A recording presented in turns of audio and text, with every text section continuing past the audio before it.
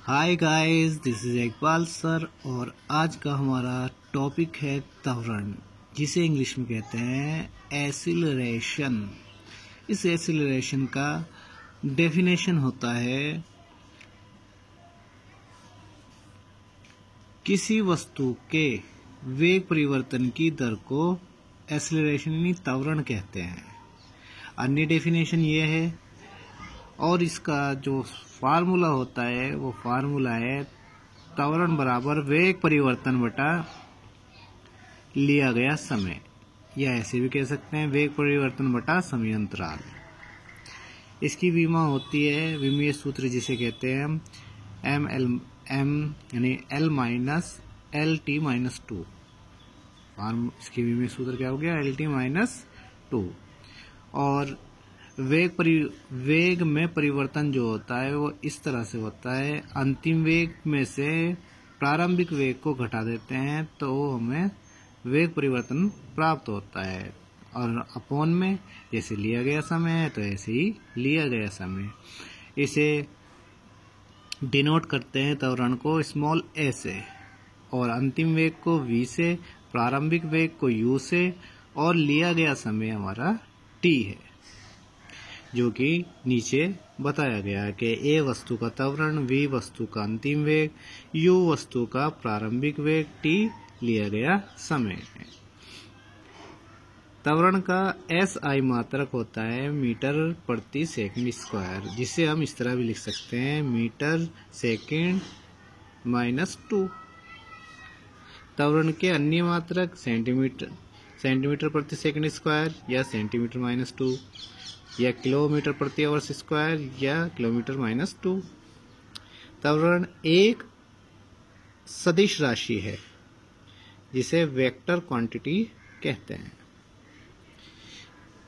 इसके कुछ महत्वपूर्ण बिंदु होते हैं। जब वस्तु का वेग एक समान होता है त्वरण शून्य होता है। जब वस्तु का वेग एक समान होता है, यानी 1 किलोमीटर चला फिर 1 किलोमीटर चला फिर 1 किलोमीटर चला, तो इसका मतलब उसका त्वरण जो होगा वो कितना होगा? शून्य होगा, क्योंकि इस स्थिति में वेग में परिवर्तन v माइनस u शून्य हो जाता है।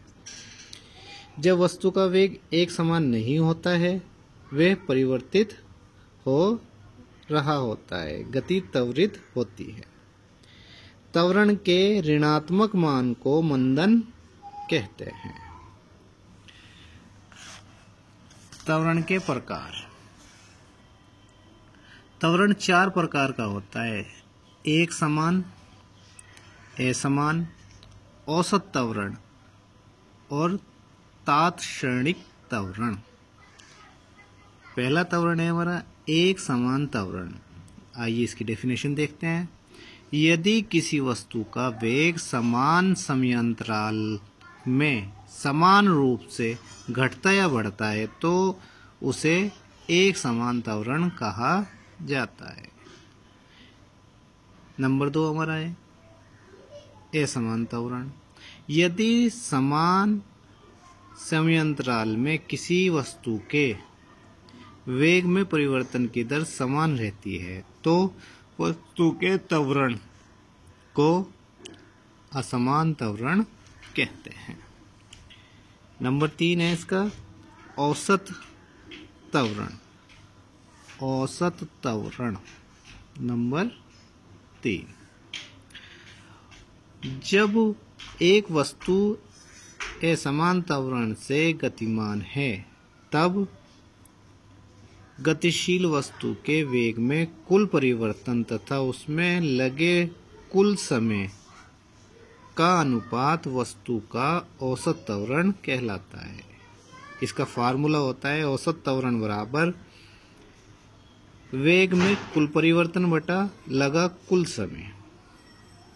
औसत त्वरण धनात्मक हो सकता है यानी पॉजिटिव हो सकता है, ऋणात्मक हो सकता है यानी निगेटिव हो सकता है, और शून्य यानी 0 भी हो सकता है यदि वेग में परिवर्तन शून्य होता है।